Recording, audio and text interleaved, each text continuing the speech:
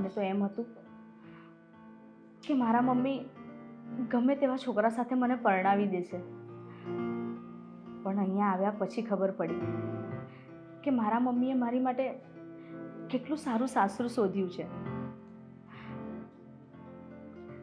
આદિ તો કેટલો પ્રેમ કરે છે મને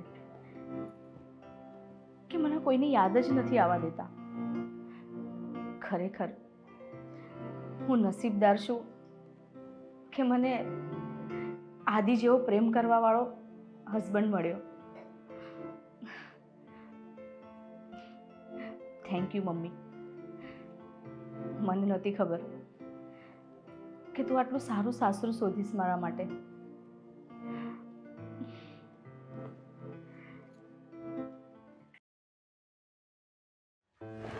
કેટલું લેટ થઈ ગયું, આદિત્ય હજુ નથી આવ્યા.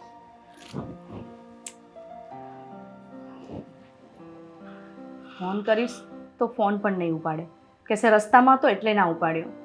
પણ સામેથી તો એક ફોન કરી દે ને કે લેટ થઈ જશે, મને કેટલી ચિંતા થાય. જાગે છે હજી? હા, તમે ના આવો ત્યાં સુધી મને ચિંતા તો થાય ને તમારી. કેમ આટલું લેટ થઈ ગયું? તને કહ્યું તો હતું કે આજે લેટ થશે. શું થયું? કંપનીમાં બહુ મોટો ઇશ્યુ આવ્યો છે. સાચું કહું તો જે કંપનીના ઓનર છે બધા જ મતલબ કંપની છોડવા માંગે છે, અને નક્કી થયું છે કે આ કંપની એ લોકો વેચી રહ્યા છે. હવે ખબર નહીં કોઈ નવો બોસ આવશે અને એ આ કંપનીને પરચેસ કરશે. તો તમને જે જૂના વર્કરો છો એ લોકોને કાઢી મૂકશે? કંઈ કહેવાય નહીં, પણ કાઢી પણ શકે, નવો સ્ટાફ આવી શકે. અને અમે લોકોએ ત્યાર સુધી એ જ મગજમારી કરી બધા સાથે. અમે લોકો તો આ કંપનીમાં બહુ જૂના છીએ. આ કંપનીને ઊભી કરવા માટે અમે લોકોએ કેટલી મહેનત કરી છે, અને તમે લોકો આવી રીતે અચાનક અમને આ રોડ ઉપર લાવી દો, આ તો ખોટું કહેવાય ને. સુષ્મા, કંઈ સમજાતું નથી. જો આ નોકરી જતી રહેશે ને તો હું શું કરીશ? ફરીથી પાછું મારે ઝીરોથી ચાલુ કરવાનું. આદિ, હા, મને તો ટેન્શન થાય છે કે હવે આપણે શું કરીશું. અરે તું ચિંતા નહીં કર ને, આ બધું થઈ જશે. હવે જે થવાનું છે એ થઈને રહેશે. હા, તને મેં ખાલી ખોટી બધી વાત કરી દીધી, અને મને ખબર છે કે તારો જીવ એવો છે ને કે જે એકલી એકલી મૂંઝાયા કરશે, બળતરા કર્યા કરશે, પણ તું એવું કંઈ નહીં કરે. હા હા, નોકરી કદાચ જતી રહેશે તો બીજી, એમ પણ કંપનીઓની કોઈ તાણ નથી. ભાઈ હવે તું મારી રાહ જોતી હતી. હા, તમને લેટ થઈ ગયું ને એટલે પછી મને પણ ઊંઘ ના આવી. હા, મને ખબર છે. આ લેટ થઈ ગયું એટલે નહીં, તું એમ જ મારી સાથે થોડી વાતો કરવા માટે એટલા માટે જાગતી હતી ને. હા. સાચું કહું તો મને ચા પીવાનું મન થયું છે. અત્યારે નહીં, એવું નહીં પૂછતી પ્લીઝ, અત્યારે જ. કેમ કે આપણે બંને થોડી વાર ચા પીએ, વાતો કરીએ, બેસીએ. સારું, હમણાં જ બનાવીને લાવી.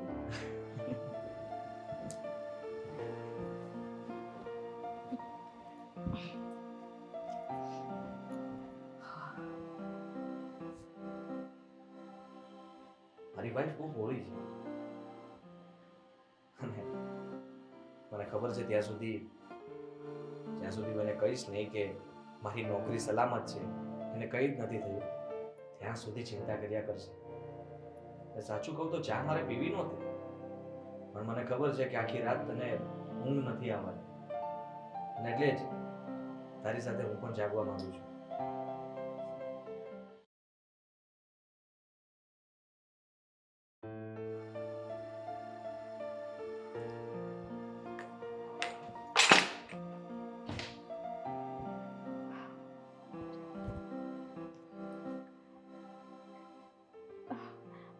આદિની નોકરી છૂટી જશે તો શું થશે?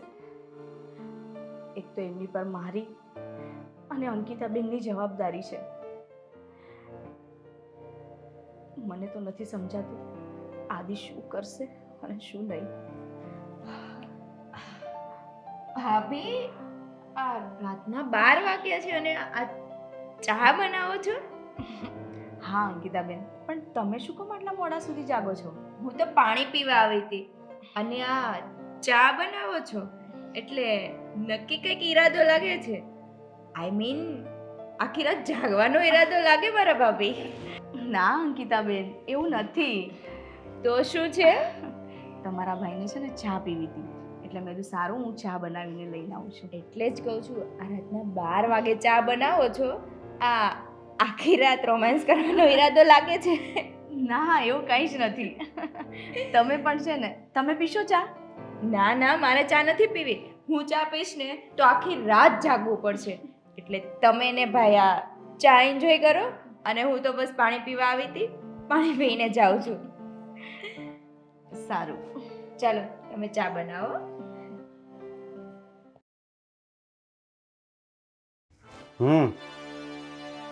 અરે જેવી રીતે આ કંપની ખરીદી એવી રીતે એ કંપની પણ ખરીદી લઈશું. અરે જેટલા કરોડ કે એટલા, બરાબર, એ ચિંતા તારે નથી કરવાની. હા, ચાલ રાખું. સર સર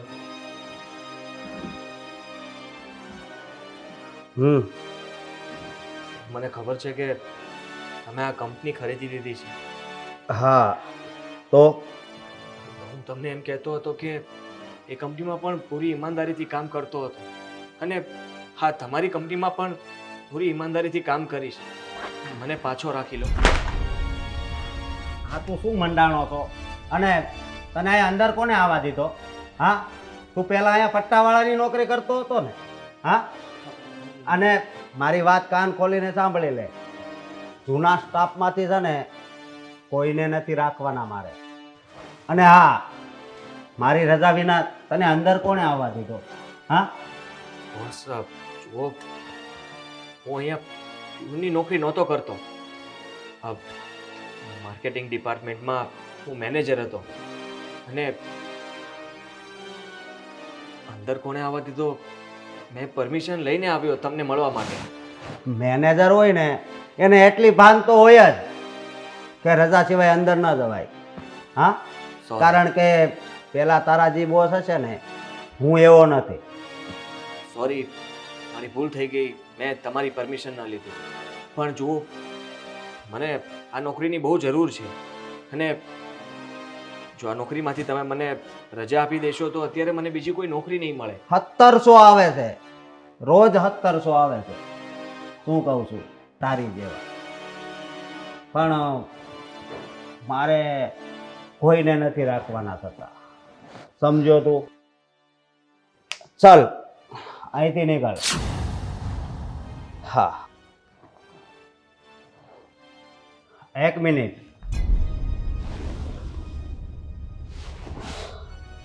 આ કોણ છે? હું છું. અરે તારી બાજુમાં જે છે એની વાત કરું છું. મારી વાઈફ છે. શું આ તારી વાઈફ છે? હા, મારી વાઈફ છે. લાવો મારો ફોન. હવે બેસ.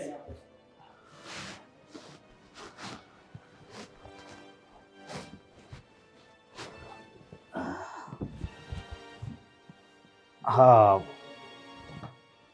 થોડું મારે કામ છે તારું. બોલો ને બોસ. આ આ કંપની વિશે કંઈ જાણવું છે? ના, કંપની વિશે મારે નથી જાણવું. તારા પગાર વિશે જાણવું છે. કેટલો પગાર હતો? 30,000 રૂપિયા. બસ 30,000? આજથી તારો પગાર 50,000. એટલે તમે મને અહીં કામ પર રાખો છો? હા. Thank you so much boss. હું પૂરી ઈમાનદારીથી તમારી કંપનીમાં કામ કરીશ. હા, પણ મારું એક કામ કરવું પડશે તારે. કામ? હા કેવું કામ? જો હું આ શહેરમાં હાવ નવો છું તો હું રહેવા માટે એક ઘર શોધું છું. તો એક મકાન હોય ને. સમજી ગયો.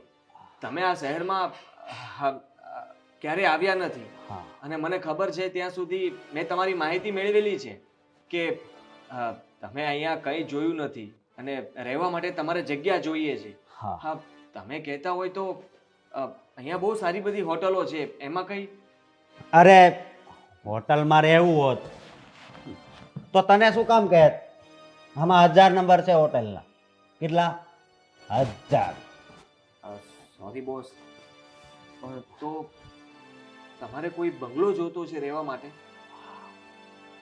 મારે એક સારું ઘર જોઈએ છે અને હું શું કહું છું કે મારે મારું રહેઠાણ તારી આસપાસ જ જોઈએ છે. કારણ કે મેં તારા શહેર પર જોયું ને તો મને વિશ્વાસ બેસે છે કે આ વ્યક્તિ છે ને ખૂબ જ ઈમાનદાર છે. અને જો આપણે જોડે રહેતા હશું ને તો અહીંથી ઘરે જવામાં કાંઈ તકલીફ નહીં પડે. જો તારા ઘરની આસપાસ જ ઘર મળી જાય ને તો ગાડી પણ તું જ ચલાવી લેજે ને, હું ડ્રાઈવરને રજા આપી દઈશ. હા હા બોસ, પણ મારા ઘરની આજુબાજુમાં કોઈ જ મકાન ખાલી નથી. પણ એક કામ કરો ને તમે. હા હા, મારા ઘરમાં એટલી તો જગ્યા છે, તમને એક સેપરેટ રૂમ મળી જશે જ્યાં તમે રહી શકો છો. તારા ઘરે કોણ કોણ રહે છે? મારી વાઈફ અને મારી બેન, અમે 3 જણા જ છીએ. તમે આવશો તો 4. અને એમ પણ આ થોડા દિવસની જ વાત છે ને, થોડા દિવસ મારા ઘરમાં તમે રહ્યો અને આપણે આજુબાજુમાં તપાસ કરી લઈશું. જો જલ્દી મકાન મળી જશે એટલે પછી તમે ત્યાં જતા રહેજો. હા કંઈ વાંધો નહીં, હું ઘર તો જોઈ લઉં. હા, તો ચાલો મારી સાથે. હા આલેસ આવી ગાડી પાછળ જ પડી છે, તું બહાર કાઢ, ત્યાં આવું. હા.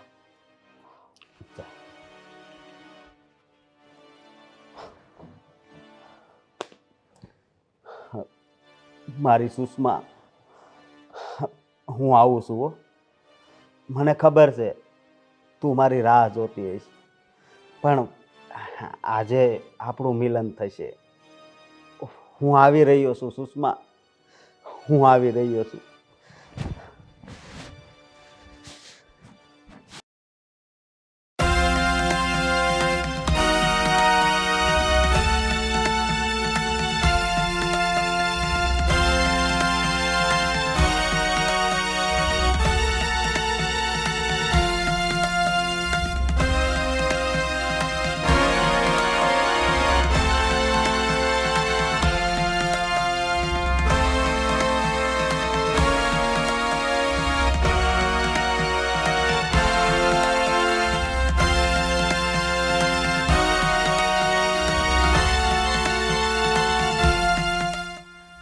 આદિ, તમ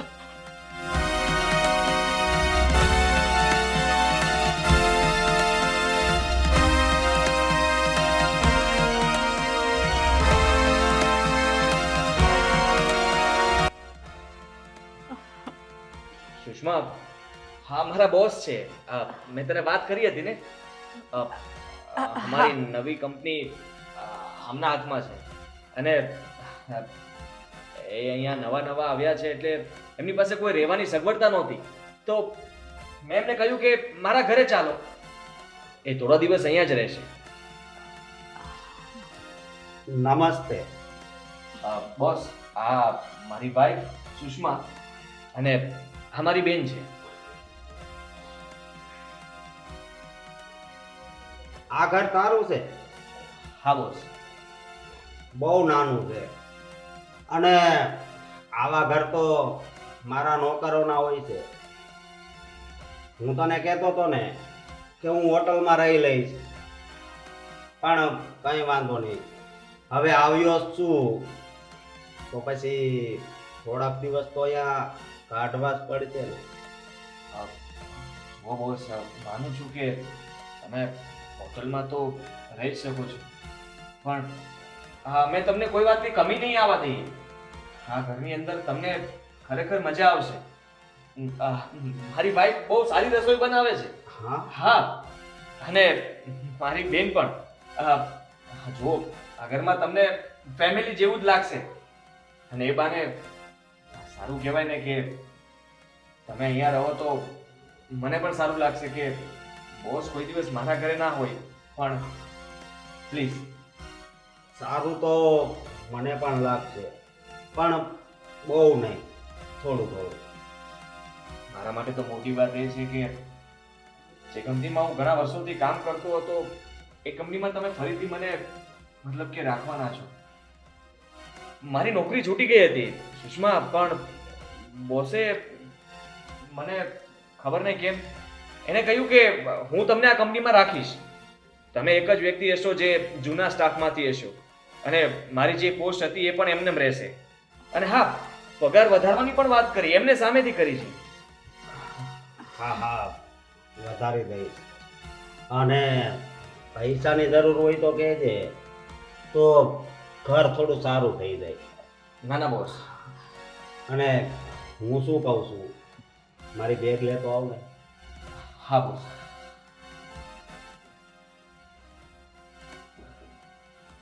અને તમે જરા મારો રૂમ બતાવી દો. હું બતાવી દઉં? ના ના, આ તમારા ભાભીને જ બતાવવા દો ને. હા હા, ચલો.